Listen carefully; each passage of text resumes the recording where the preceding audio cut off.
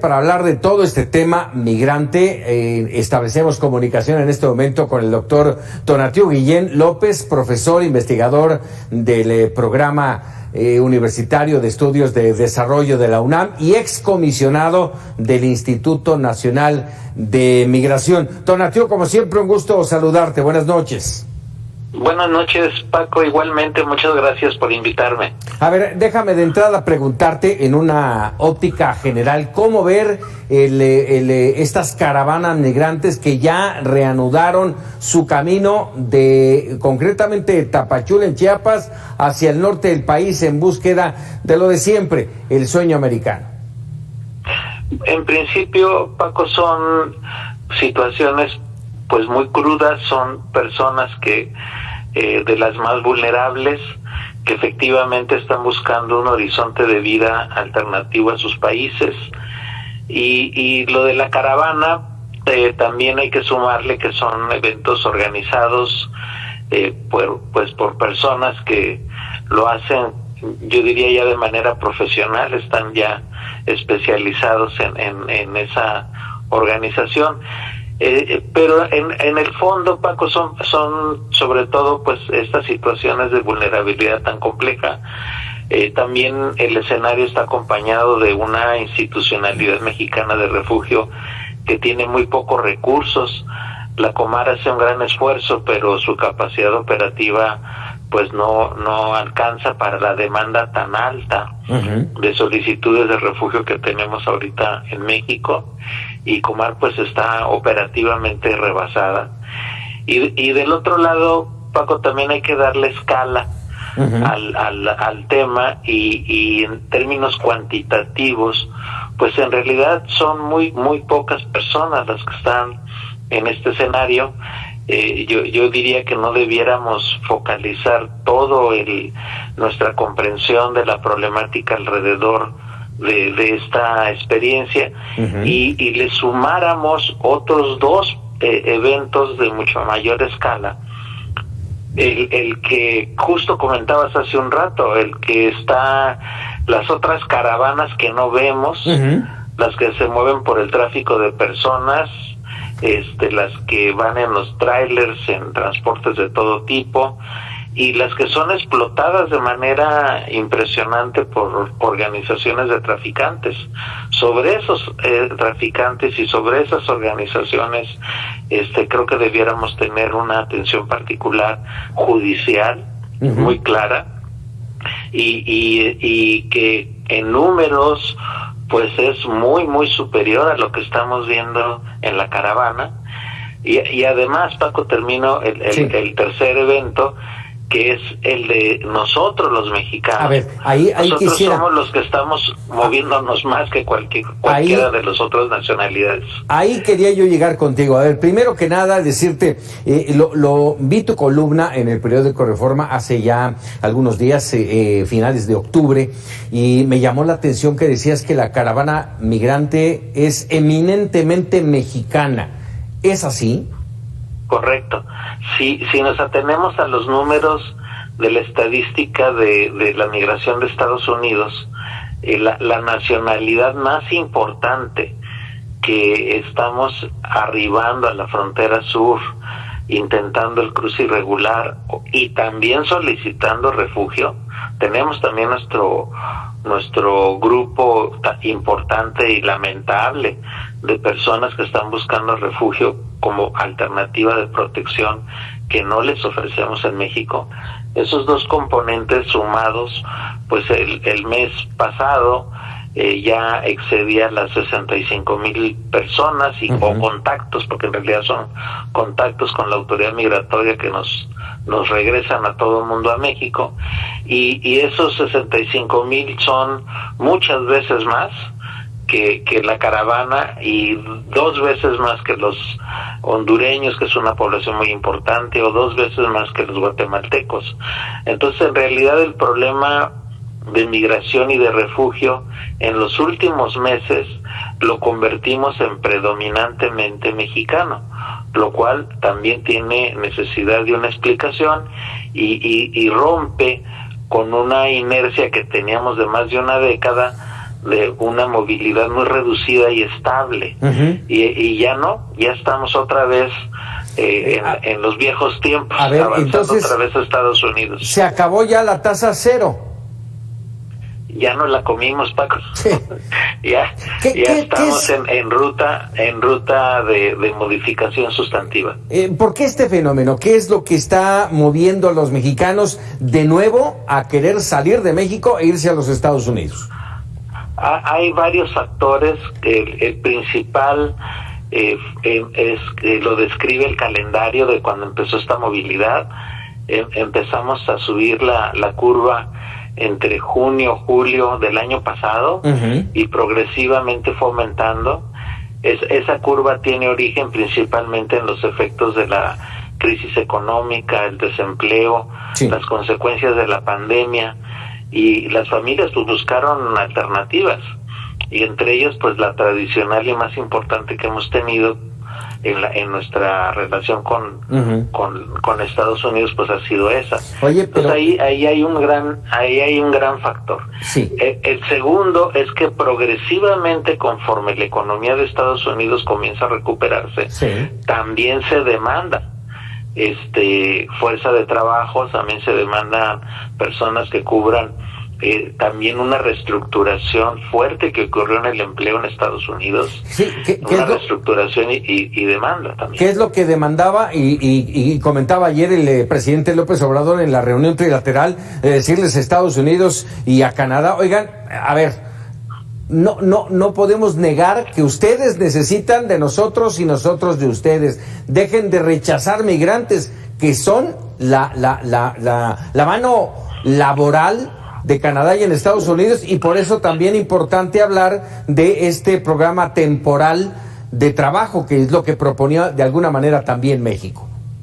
Sí, ese es un escenario necesario de la coyuntura.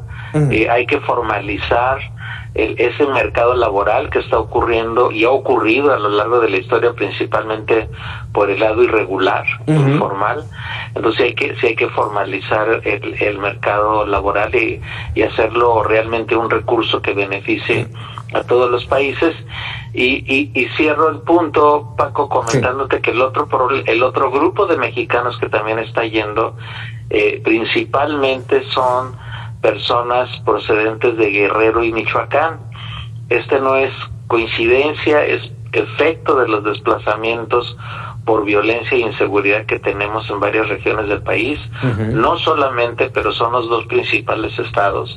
Y entonces también tenemos nuestros refugiados, personas buscando protección internacional, y toda esa suma nos da el cuadro que te acabo de comentar de los mexicanos otra vez al borde de la frontera con Estados Unidos. Pero estamos hablando de un cuadro que vamos, más allá de que salimos de la tasa cero que tuvimos durante ya muchos años y decíamos, bueno, qué padre que no se quieren ir los mexicanos. Ahora estamos hablando, tan solo en el mes de octubre, 65,000 mexicanos detenidos. Entre enero y octubre, prácticamente 591,000 mexicanos detenidos. Eso sin contar a los que lograron cruzar. Sí, detenidos y devueltos. Sí. Y otra vez vuelta a intentar. Entonces ese circuito lo vamos a seguir teniendo. Por eso es muy importante el mejorar toda la discusión sobre el mercado laboral, ampliar y modificar los procedimientos de refugio, y también incluirnos, Paco. Nosotros también somos un país que tiene capacidad de atención para refugiados, y de hecho lo hemos sido durante mucho tiempo, y son también hay que leerlos como oportunidad de enriquecimiento cultural y también de desarrollo económico, como ya ha ocurrido, por ejemplo, con la primera gran oleada de haitianos que tuvimos en el año 15 y 16, que también se integraron muy bien en algunas ciudades, especialmente en Tijuana. Entonces es un escenario en donde todos los países necesitamos cooperar, y sobre todo superar estos cuadros en donde quienes son los grandes ganadores son los traficantes de personas, y son cantidades impresionantes. Son explotaciones increíbles de la población. Oye, hace falta, Tonatiuh, estrategia para ya de alguna manera mencionaste hace un rato que las autoridades estaban rebasadas, pero hace falta una estrategia para afrontar este problema que es grave, que es el tema de la migración. Sí, hay necesidad de verlo primero de manera internacional, regional, segundo como una oportunidad de desarrollo, y tercero como una necesidad de protección de las personas. A ese énfasis de protección y de derechos humanos tiene que estar encima de todos los otros criterios, y ahí estamos fallando muchísimo todavía. Caray. A ver, y en este entorno de la estrategia, por un lado está Sembrando Vida, y por el otro, el anuncio ayer de la posibilidad, ni siquiera es una confirmación, pero la posibilidad de que Estados Unidos y bueno, también de alguna manera Canadá adopten Sembrando Oportunidades. ¿Será estos dos proyectos, estas dos plataformas, una vía de salida para el tema migratorio? Yo en lo personal no lo veo así, pero a lo mejor tú sí. No, tampoco. Tampoco. Sembrando Vida puede ser útil para otras cosas. Hay análisis ya muy finos de ese programa, y tanto tiene lados interesantes como también lados muy negativos, sobre todo desde el punto de vista de ambiental y de recomposición de economías tradicionales que todavía no terminamos de evaluar. Entonces ahí yo lo pongo en amarillo, o sea, y el otro asunto es que de las zonas, hagamos un ejercicio muy sencillo. Sembrando Vida en Guanajuato, en Guerrero y en Michoacán, pues no parece que estén relacionados con el problema de violencia e inseguridad. O sea, ahí no es un problema económico, es de otras características. Y luego también la parte importante de la migración mexicana es urbana. Entonces tampoco estamos haciendo la estrategia apropiada ni siquiera para México con relación a ese tema. Y en el caso de Centroamérica hay una gran limitación, que es que la concentración de la propiedad de la tierra es altísima. Entonces, ¿a quién le vamos a pagar? ¿O a quién vamos a beneficiar con sembrar árboles? Y también el problema, no siempre, y creo que es muy común, no tiene que ver con estrictamente economía, sino con violencia e inseguridad, que es lo que reportan muchísimas personas, especialmente jóvenes, que salen de Honduras o de Guatemala. Entonces, el tránsito a lo que ayer se llamó Sembrando Oportunidades, hay que ver qué significa. Creo que es un juego de palabras para relacionarlo con Sembrando Vida, pero hay que ver en concreto en qué se traduce para el desarrollo de comunidades en Centroamérica y en el sur de México. Por lo pronto, y así como están las cosas, como última pregunta, Tonatiuh, te preguntaría, ¿cómo ves desde tu óptica como excomisionado del INAMI, cómo ves el futuro del tema de migración en México? Hay una línea del arreglo del día del encuentro de los presidentes de América del Norte. Hay dos líneas que son esperanzadoras, y la dejo hasta ahí, que es un pacto regional en materia de migración y protección. Así dice, avanzar a ese pacto.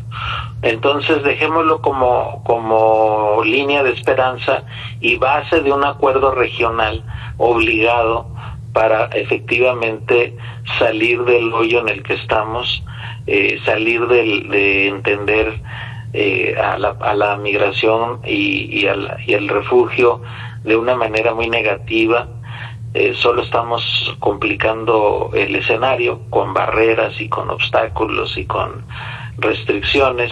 Entonces hay que repensar el cuadro, y dejo como punto esperanzador que esas dos líneas aparecieron en el comunicado y vamos a ver en qué lo traducen de manera concreta los gobiernos. Ojalá en iniciativas muy positivas. Eso esperamos. Tonatiuh Guillén, te agradezco como siempre que nos regales unos minutos. El tema no se acaba, así es de que seguiremos dándote lata. Con gran gusto, Paco, es un placer saludarte. Muchísimas gracias, Tonatiuh Guillén, excomisionado del Instituto Nacional de Migración. Y ya que hablábamos del tema de la cumbre de líderes de América del Norte,